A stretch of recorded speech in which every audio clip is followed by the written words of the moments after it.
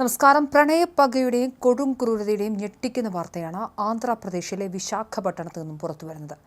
പ്രണയിനിയെ കൊലപ്പെടുത്തിയ ശേഷം മൃതദേഹം കഷ്ണങ്ങളാക്കി ഫ്രിഡ്ജിൽ സൂക്ഷിച്ച നാവികസേന ഉദ്യോഗസ്ഥനായ ചിന്താട രവീന്ദ്രയാണ് പിടിയിലായത്. കൊല്ലപ്പെട്ട 29-കാരിയായ പോളിപ്പള്ളി മൗനികയുടെ തല ഉൾപ്പെടെയുള്ള ശരീരഭാഗങ്ങൾക്കായി പോലീസ് തെരച്ചിൽ തുടരുകയാണ്.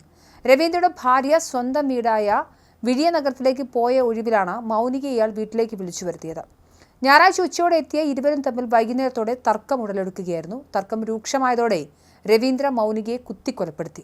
തുടർന്ന് തെളിവ് നശിപ്പിക്കാനായി മൃതദേഹം പല കഷ്ണങ്ങളാക്കി മുറിച്ചു. ചില ഭാഗങ്ങൾ ബാഗിലാക്കി ആളൊഴിഞ്ഞ സ്ഥലത്ത് ഉപേക്ഷിച്ച പ്രതി ബാക്കി ഭാഗങ്ങൾ വീട്ടിലെ ഫ്രിഡ്ജിനുള്ളിൽ ഒളിപ്പിക്കുകയായിരുന്നു. കൊലപാതകത്തിന് ശേഷം സ്റ്റേഷനിലെത്തി കീഴടങ്ങിയ പ്രതി കുറ്റം സമ്മതിച്ചു. 2021 ഡേറ്റിംഗ് ആപ്പ് വഴിയാണ് ഇരുവരും പരിചയപ്പെട്ടത്. മൗനിക തന്നിൽ നിന്നും 3.5 ലക്ഷം രൂപ കൈക്കലാക്കിയെന്നും ബന്ധത്തെക്കുറിച്ച് ഭാര്യയോട് പറയുമെന്ന് പറഞ്ഞ് ഇടയ്ക്കിടെ ഭീഷണിപ്പെടുത്തിയെന്നായും പ്രതി പോലീസിനോട് പറഞ്ഞു. ഈ സാമ്പത്തിക തർക്കമാണ് കൊലപാതകത്തിലേക്ക് നയിച്ചതെന്നാണ് പ്രാഥമിക നിഗമനം. വിവരമറിഞ്ഞ് പോലീസ് വീട്ടിലെത്തിയപ്പോൾ ഫ്രിഡ്ജിനുള്ളിലും വീടിന്റെ പല ഭാഗങ്ങളിലുമായി ചിതറിക്കിടക്കുന്ന നിലയിലായിരുന്നു ശരീരഭാഗങ്ങൾ.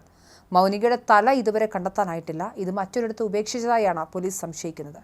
ഇതിനായി പ്രത്യേക അന്വേഷണ സംഘത്തെ നിയോഗിച്ചു. 2022 ഡൽഹിയിൽ നടന്ന ശ്രദ്ധ വാക്കർ കൊലപാതകത്തിന് സമാനമായ രീതിയിലാണ് ഈ കൃത്യവും നടന്നിരിക്കുന്നത്. കേസിൽ വിശദമായ അന്വേഷണം നടന്നുവരികയാണെന്ന് പോലീസ് അറിയിച്ചു. സാങ്കേതികവിദ്യയുടെ വളർച്ച മനുഷ്യബന്ധങ്ങളെ എളുപ്പമാക്കുമ്പോഴും ഡേറ്റിംഗ് ആപ്പുകൾ വഴിയുള്ള പരിചയപ്പെടലുകൾ പലപ്പോഴും വലിയ അപകടങ്ങളിലേക്കാണ് വഴിമാറുന്നത് എന്നതിൻ്റെ ഒടുവിലത്തെ ഉദാഹരണമാണിത്. പരിചിതമല്ലാത്ത വ്യക്തികളുമായുള്ള ആഴത്തിലുള്ള ബന്ധങ്ങൾ സ്ഥാപിക്കുമ്പോൾ പുലർത്തേണ്ട ജാഗ്രതയെക്കുറിച്ചും സുരക്ഷാ മാനദണ്ഡങ്ങളെക്കുറിച്ചും ഈ സംഭവം ഗൗരവകരമായ ഓർമ്മപ്പെടുത്തലുകൾ നൽകുന്നു. സാമ്പത്തിക തർക്കങ്ങളും ബ്ലാക്ക്മെയിലിംഗും ഒരു ജീവനെടുക്കുന്ന ഘട്ടത്തിലേക്ക് കാര്യങ്ങൾ എത്തിച്ചത് ഞെട്ടിക്കുന്നതാണ്. നിയമപാലനത്തിനും രാജ്യരക്ഷയ്ക്കുമായി നിയോഗിക്കപ്പെട്ട ഒരു ഉദ്യോഗസ്ഥനിൽ നിന്നും ഇത്തരമൊരു പൈശാചികമായ കൃത്യമുണ്ടായത് സമൂഹത്തെ ഒന്നടങ്കം ഭീതിയിലാഴ്ത്തുന്നു.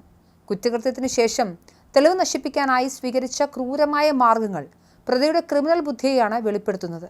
ശ്രദ്ധ വാക്കർ കേസിനെ അനുസ്മരിപ്പിക്കുന്ന വിധം മൃതദേഹം കഷ്ണങ്ങളാക്കി ഫ്രിഡ്ജിൽ സൂക്ഷിച്ച രീതി മനുഷ്യത്വത്തിന് നിരക്കാത്ത മാനസികാവസ്ഥയുടെ പ്രതിഫലനമാണ്. വ്യക്തിബന്ധങ്ങളിൽ ഉടലെടുക്കുന്ന തർക്കങ്ങൾ പരിഹരിക്കാൻ അക്രമത്തിന്റെ പാത സ്വീകരിക്കുന്നത് ആധുനിക സമൂഹത്തിന് അപമാനമാണ്. സാമ്പത്തിക ബാധ്യതകളോ ഭീഷണികളോ നേരിടുമ്പോൾ നിയമപരമായ സഹായം തേടുന്നതിന് പകരം നിയമം കയ്യിലെടുക്കുന്ന പ്രവണത വർദ്ധിച്ചു വരുന്നതും ആശങ്കാജനകം. ഇത്തരം സംഭവങ്ങളിൽ കൃത്യമായ അന്വേഷണം നടത്തി പ്രതിക്ക് അർഹമായ ശിക്ഷ എത്രയും വേഗം ഉറപ്പാക്കേണ്ടത് നിയമവ്യവസ്ഥയുടെ അനിവാര്യതയാണ്.